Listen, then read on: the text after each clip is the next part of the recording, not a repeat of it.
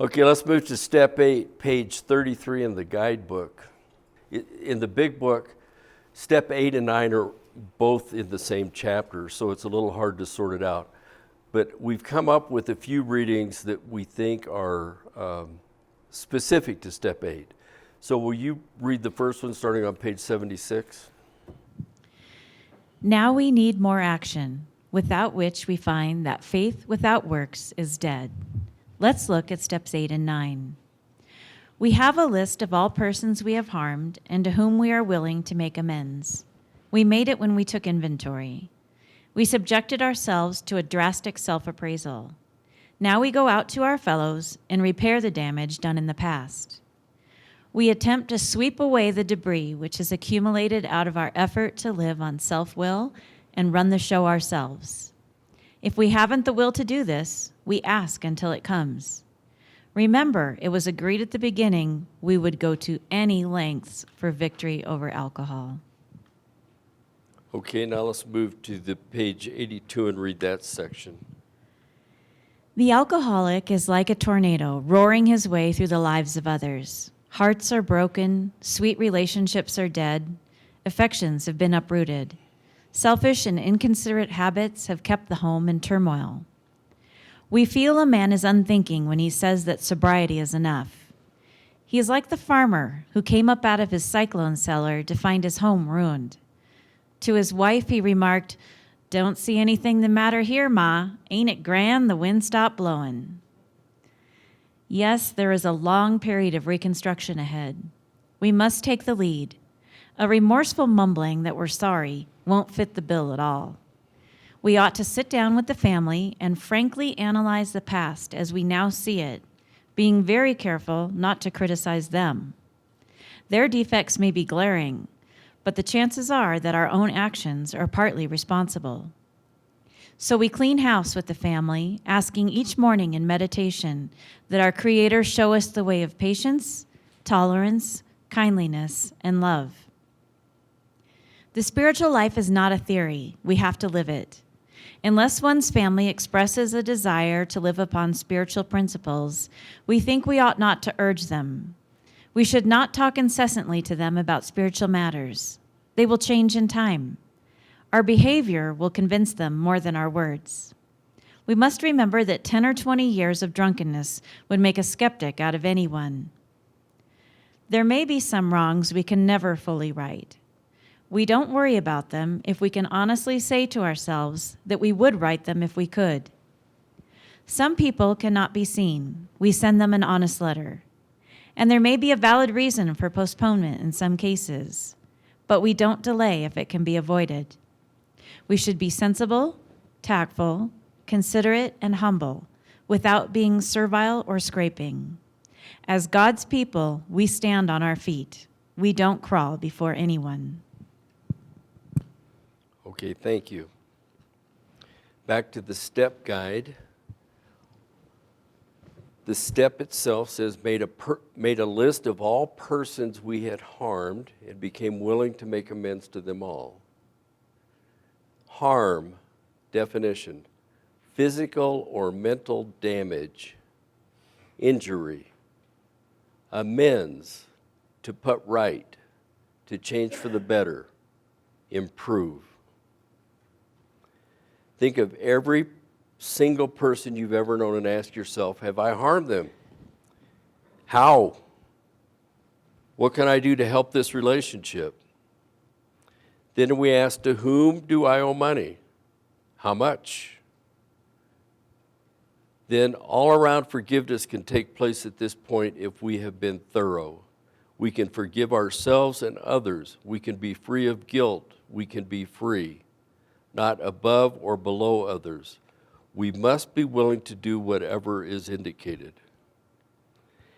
If there are several possibilities of action that may need to be taken, but we don't know which is best, are we willing to do either? That's the spirit of step 8. Now, forgiveness.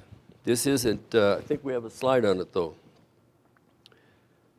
To forgive is to stop feeling angry or resentful towards someone for an offense, flaw, or mistake.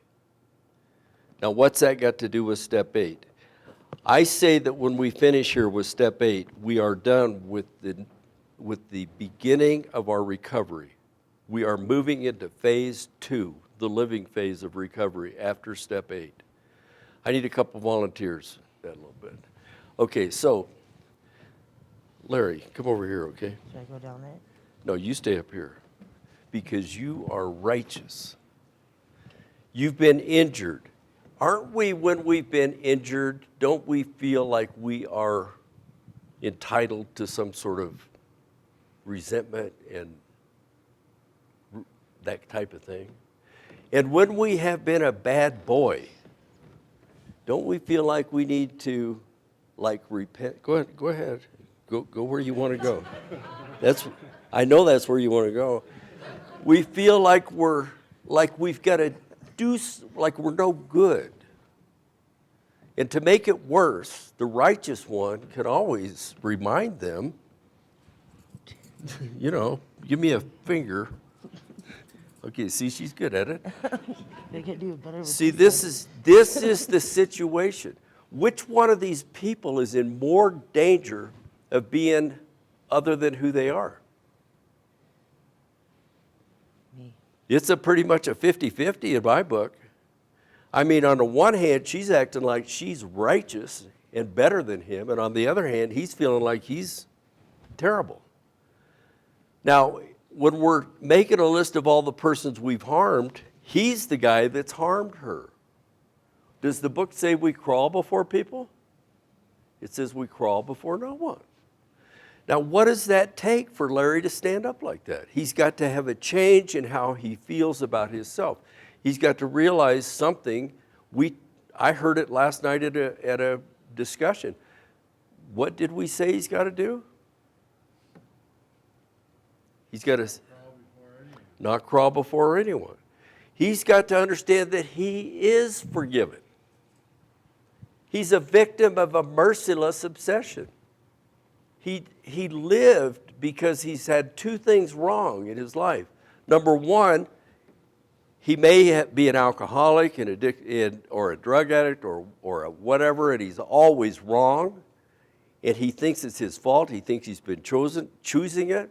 But as we learned in step 1, he's been a victim of this illness. That doesn't mean he doesn't need to make amends for the things he's done wrong, but he doesn't need to feel like a loser.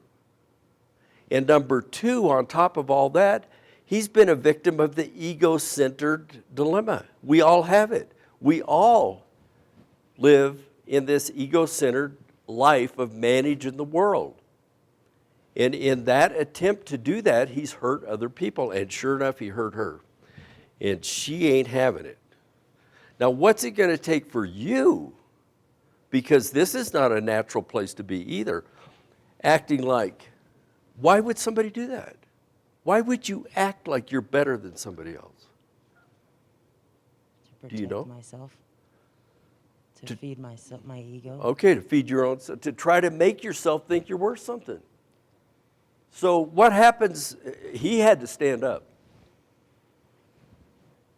This is entirely ready, became willing to make amends to them all right here. That's what this takes, is standing up. And in some cases, in our list of amends, we're in both places. We feel like we've been hurt more than the other person, don't we? It even says it in the book. So what do you have to do to get right size? Stand down here. Step down there. See, this is the position we're trying to get into. Oh. This is entirely ready to make amends to them all. Became willing to make amends to them all. This is becoming willing to make amends to them all.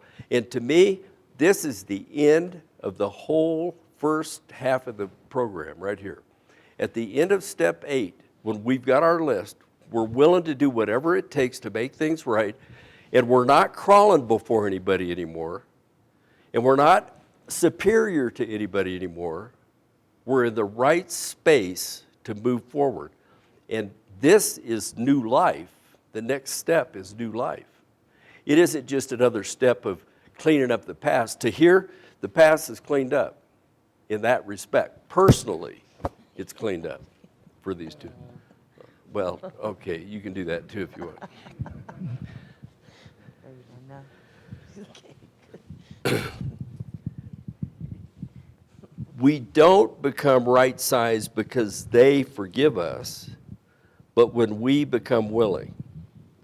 Right size happens with willing to make amends.